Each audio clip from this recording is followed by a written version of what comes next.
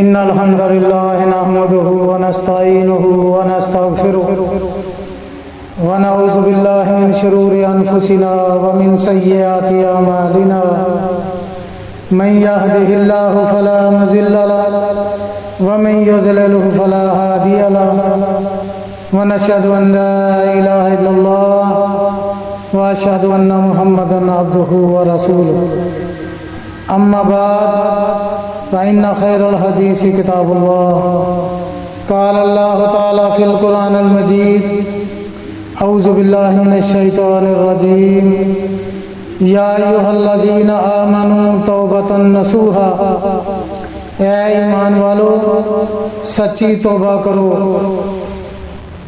تو میرے بھائیوں، جو سبق ہمارا چل رہا ہے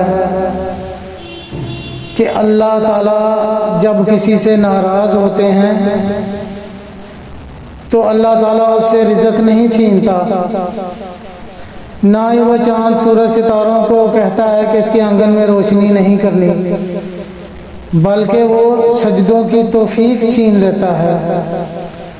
تو میرے بھائیوں، اپنے مال کے حقیقی کو ہم نے کس طرح منانا ہے؟ تو اللہ رب العزت نے فرمایا کہ اے ایمان والو سچی توبہ کر لو۔ تو توبہ کے ذریعے ہی، توبہ ایک ایسا دروازہ ہے، اس کے ذریعے سے ہی ہم اپنے مالک کو راضی کر سکتے ہیں۔ آج تک ہم نے جو اپنی مرضی کی زندگی گزاری، اپنی من چلی کی زندگی پر چلے، جو جی میں آیا کر لیا، جو نہیں آیا وہ نہ کیا، جس چیز کا جی چاہا اس کی طرف چل پڑے، جس کو نہ چاہا اس کو چھوڑ دیا۔ یہ ہمارا طرز زندگی جو ہم نے اپنایا ہوا تھا، آج ہم نے اللہ سے یہ وعدہ کرنا ہے کہ جو تو چاہے گا وہ ہماری چاہت ہوگی، اور جو تو پسند کرے گا وہ ہماری پسند ہوگی، جس کو تو ناپسند کرے گا وہ ہماری ناپسند ہوگی، جدھر کو تو چلائے گا ہم ادھر ہی چلیں گے۔ تو میرے بھائیوں، یہاں پر آج ہم اللہ سے وعدہ کرتے ہیں کہ آج تک جو ہم نے اپنی مرضی کی ہم اس سے توبہ کرتے ہیں۔ اللہ تعالیٰ فرماتے ہیں کہ میرے بندے تم اتنے گناہ لے کر آ جاؤ جتنے بارش کے قطرے ہیں، اتنے گناہ لے کر میرے پاس آ جاؤ جتنے ریت کے ذرات ہیں، اتنے گناہ لے کر آ جاؤ جتنے درختوں کے پتے ہیں۔ تو میری طرف جب تمہاری آمد ہوگی، تم میری طرف چل کے آؤ گے تو میں تمہاری طرف دوڑ کر آؤں گا، اور میں یہ انتظار کر رہا ہوں کہ میرا بندہ میری طرف لوٹ آئے، میری طرف آ جائے۔ شیطان لعین تم کو یہ دھوکہ نہ دے سکے کہ ایسی توبہ کا کیا کرنا، ایسی توبہ کا کیا فائدہ جو بار بار ٹوٹ جاتی ہے، ایسا سوچنا کہ ایسی توبہ کا کیا فائدہ۔ تو میرے بندے یہ بات ذہن میں رکھنا کہ جب اور جتنی مرتبہ بھی یہ ٹوٹے تو میرے پاس آ جانا، مجھ سے معافی مانگ لینا، تو مجھے اپنی رحمت کا، تو میں اپنی رحمت کا تجھ پر ایسا پردہ ڈالوں گا۔ جیسے مثال کے طور پر ایک لکڑی ٹوٹ جاتی ہے، اس کو جوڑ لگاتے ہیں، ایک سریا یا راڈ کوئی ٹوٹ جاتا ہے اس کو جوڑ لگاتے ہیں، اور جوڑ جو ہے وہ کہیں نہ کہیں نظر آتا ہے۔ لیکن میرے بندے جب تو میرے پاس ہزاروں ٹوٹی ہوئی توبہ لے کر آئے گا تو میں اپنی رحمت کا ایسا جوڑ لگاؤں گا کہ ایک جوڑ بھی نظر نہیں آئے گا۔ تو میرے بھائیوں، اصل میں توبہ ہے کیا؟ توبہ کا مطلب کیا ہے؟ اس کا مطلب ہے کہ اللہ سے اپنے گناہوں کی معافی مانگنا، اس کا آسان لفظوں میں یہ مانی کہ اللہ کی طرف واپسی کا سفر، اللہ کی طرف اپنے آپ کو لٹانا توبہ کا مطلب ہے۔ اس کے بعد ہمارا کردار بدل جائے، توبہ کے بعد ہماری سوچ بدل جائے، ہماری عقل بدل جائے، ہماری شکل بدل جائے۔ ایسا نہ ہو کہ توبہ کی پہلی کی زندگی اور توبہ سے بعد کی زندگی ایک جیسی ہی ہو۔ حضرت یحییٰ علیہ السلام سے ایک مرتبہ شیطان کا مکالمہ ہوا تو حضرت یحییٰ نے شیطان سے پوچھا کہ تم انسان کو کیسے ورگلاتے ہو؟ تو شیطان کہتا ہے کہ میری بھی دعوت ہی ہے، البتہ 3 قسم کے لوگ ہیں تین قسم کے لوگ ہیں جن پر میں حملہ کرتا ہوں۔ پہلی وہ عام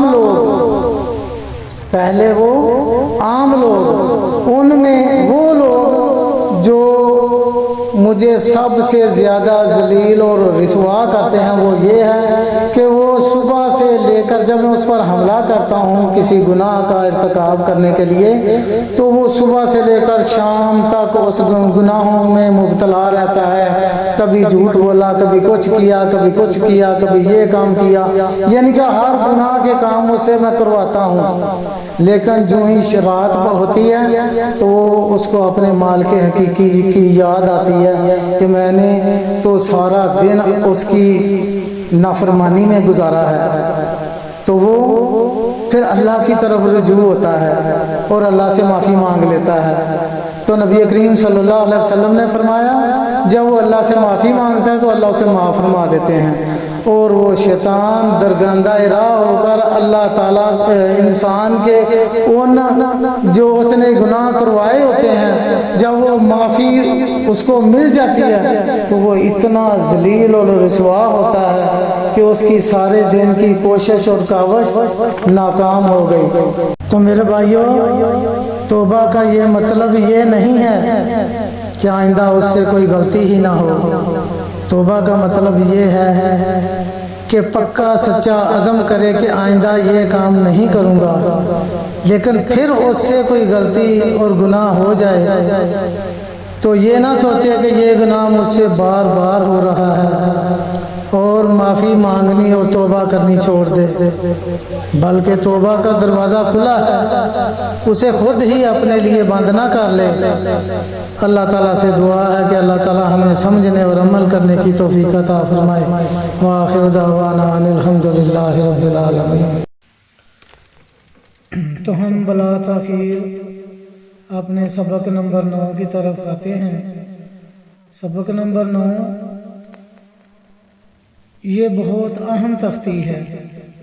یہ سمجھ لیں کہ جس بڑے کو، جس بھائی کو، جس بیٹے کو، جس بچے کو یہ سمجھ آ گئی تو انشاءاللہ تعالی اس نے اپنے سبق کا آدھا سفر طے کر لیا۔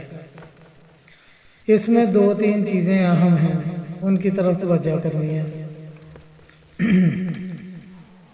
سا، سو، سی، زا، زو، زی، آ، او، ای، غا، غو، غی، کا، کو، کی، کا، کو، کی، لا، لو، لی، ما، مو، می، نا، نو، نی، وا، وو، وی۔ اور اب ادھر سے لین نمبر 2 دوسرا سبق شروع ہوتا ہے۔ یہ اوپر والا سبق نا، نو، نی زبر کے ساتھ، پیش کے ساتھ اور زیر کے ساتھ، اور یہاں پر زبر کے ساتھ واو اور زبر کے ساتھ یہ آئے گی تو ایسے پڑھا جائے گا۔ جس زبر کے ساتھ واو آ جائے اس کو پڑھا جائے گا تو۔ اگر ادھر پیش آئے جیسے یہ اوپر ہے، پیش کے ساتھ واو آئی ہے تو یہ नू बन गया है। और अगर इधर जबर आती तो ये क्या बनना था, नौ। तो पेश आई है तो लिहाजा ये बन गया है नू। तो तई, सौ सई, दो दई, जो जई, रो रई, जो जई, सौ सई, शो शई, सौ सई, जो जई, तो तई, जो जई। अब एक और चीज आपको मिसाल दे के समझाता हूँ। जैसे ये तो तई है, अगर यहाँ पर अलिफ आ जाए और आगे वाव हो तो वो बन जाएगा ओ, और ये के साथ अलिफ आए तो वो बनेगा आई, ओ आई।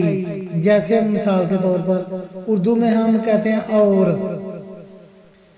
ठीक है, तो वो ऊपर और है अलिफ वाओ औ, आगे रे आ जाएगी तो बन जाएगा